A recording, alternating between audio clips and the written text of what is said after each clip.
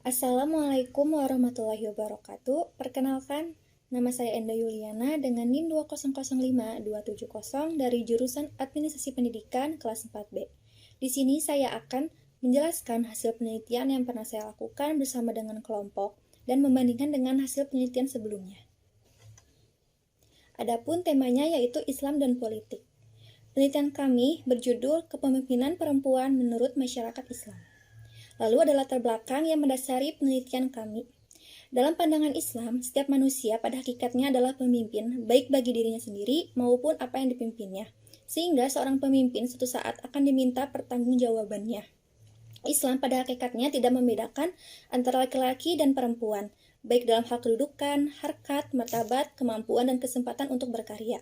Setiap makhluk bagi laki-laki dan perempuan telah memiliki fungsi dan perannya masing-masing. Dari fungsi dan perannya tersebut, laki-laki dan perempuan semestinya dapat saling mengisi dan melengkapi.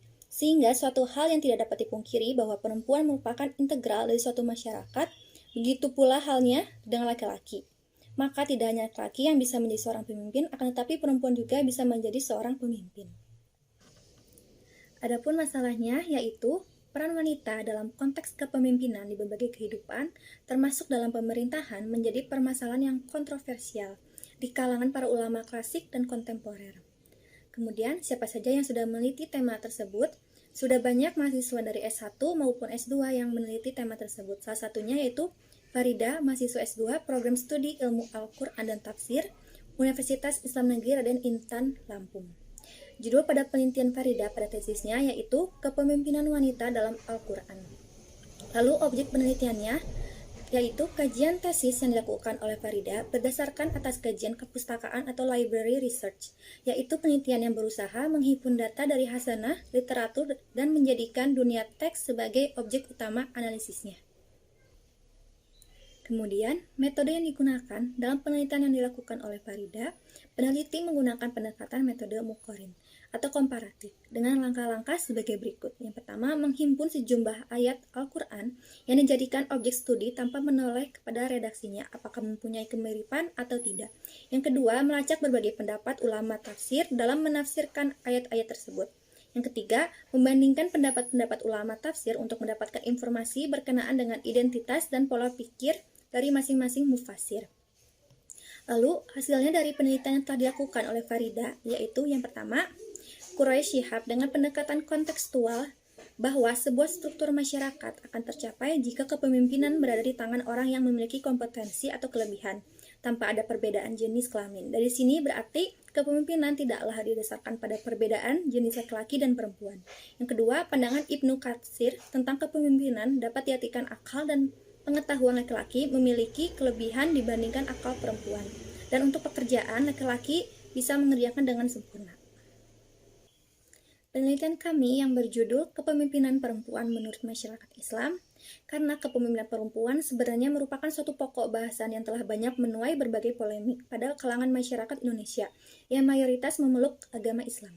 Secara garis besar, polemik terkait masalah ini melahirkan dua pandangan.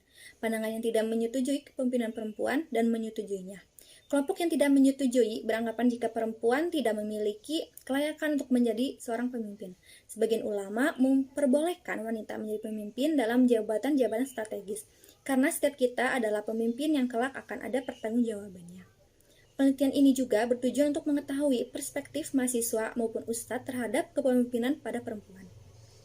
Pada penelitian ini, kami mengambil data dari para mahasiswa, yaitu dengan cara kuesioner yang memuat 6 pertanyaan dan metode wawancara dengan Ustadz Jazmi Rafsanjani secara virtual meeting melalui platform Zoom.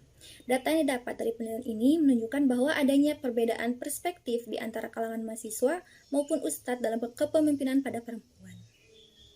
Lalu, metode yang kelompok saya gunakan dalam penelitian yaitu metode pada penelitian kami yaitu metode kualitatif, di mana pada metode kualitatif ini sebagai prosedur penelitian yang menghasilkan sebuah data deskriptif berupa kata-kata tertulis atau lisan dari orang-orang atau perilaku yang diamati. Kami melakukan wawancara secara online dengan ustadz melalui Zoom meeting. Secara untuk masyarakat Islam, kami menggunakan metode dengan menyebarkan link kuesioner kepada masyarakat yang mencakup mahasiswa dan lain sebagainya. Kami juga melakukan studi pustaka atau studi research Studi pustaka dilakukan dengan cara melihat, mencari, serta menganalisis literatur yang sudah ada untuk memperoleh data yang berhubungan dengan tema topik Islam dan politik yang berjudul Kepemimpinan Perempuan Menurut Masyarakat Islam. Selain itu juga, kelompok kami menggunakan metode wawancara dan kuesioner. Wawancara yang kami lakukan ditujukan kepada ustadz yang memang berkompeten di bidang agama, dan kuesioner ditujukan kepada masyarakat muslim yang dianggap mampu mempresentasikan masalah dan dapat menjawab pertanyaan penelitian. Selanjutnya, hasil penelitian dengan menyebarkan kuesioner kepada 21 responden dari kalangan mahasiswa dan mewawancarai Ustadz Jazmi Rafsanjani. Hasilnya yaitu sebagian mahasiswa tidak mempermasalahkan apabila seorang perempuan menjadi pemimpin apabila dia memiliki kemampuan dan keterampilan sebagai seorang pemimpin.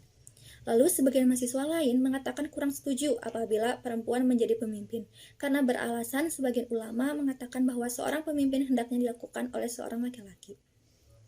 Kemudian tanggapan dari Ustadz Jazmi Rafsanjani bahwa Islam tidak memotong hak-hak ataupun kesempatan yang dimiliki oleh seorang perempuan, tetapi menempatkan perempuan itu di mana seharusnya ia berada. Maka seorang perempuan pun dapat menjadi seorang pemimpin apabila perempuan menyanggupi syarat-syarat menjadi seorang pemimpin tersebut tidak masalah.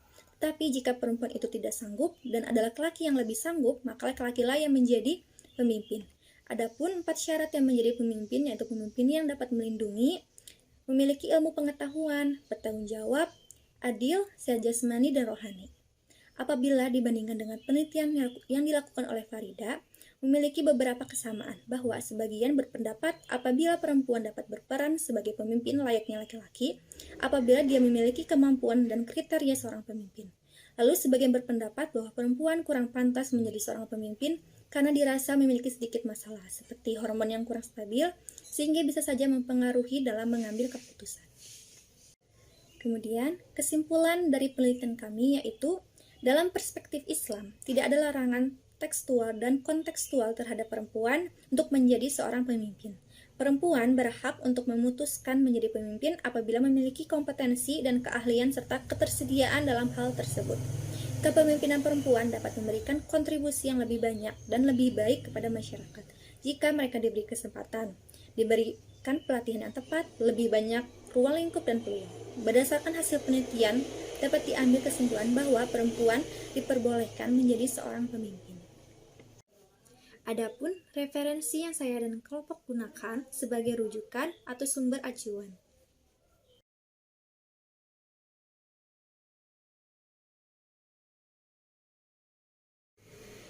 Sekian pemaparan dari saya terkait hasil penelitian yang dilakukan oleh saya bersama dengan kelompok. Mohon maaf apabila terdapat banyak kesalahan. Wassalamualaikum warahmatullahi wabarakatuh.